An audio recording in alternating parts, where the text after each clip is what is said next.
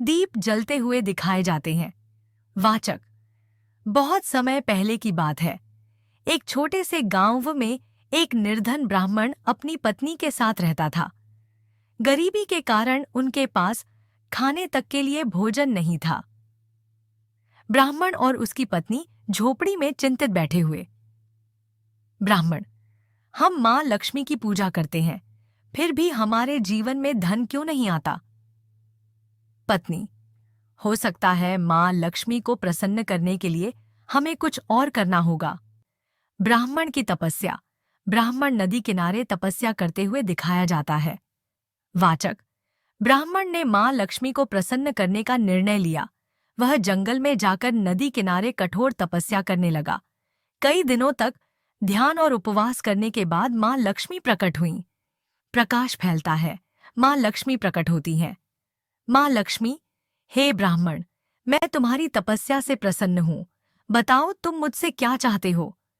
ब्राह्मण: हे मां, हमारे घर में धन की कमी है, कृपया हमें धन का आशीर्वाद दें। मां लक्ष्मी का उपदेश।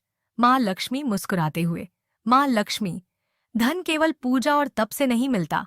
जो व्यक्ति परिश्रम करता है, सच्चाई से जीवन जीता है और धर्म का पालन करता है, मैं उसी के घर वास करती हूँ। ब्राह्मण हाथ जोड़कर खड़ा होता है। ब्राह्मण: हे मां, अब से मैं पूरी मेहनत और ईमानदारी से अपना कार्य करूंगा। परिश्रम का फल: ब्राह्मण खेत में मेहनत करते हुए दिखता है। फसल लहलहाने लगती है। वाचक: ब्राह्मण ने मां लक्ष्मी की बात मान ली। उसने खेत में मेहनत की और ईमानदारी से काम किया। कुछ ही समय में उसका जीवन बदलने लगा। मां लक्ष्मी ब्राह्मण के घर में प्रवेश करती हैं।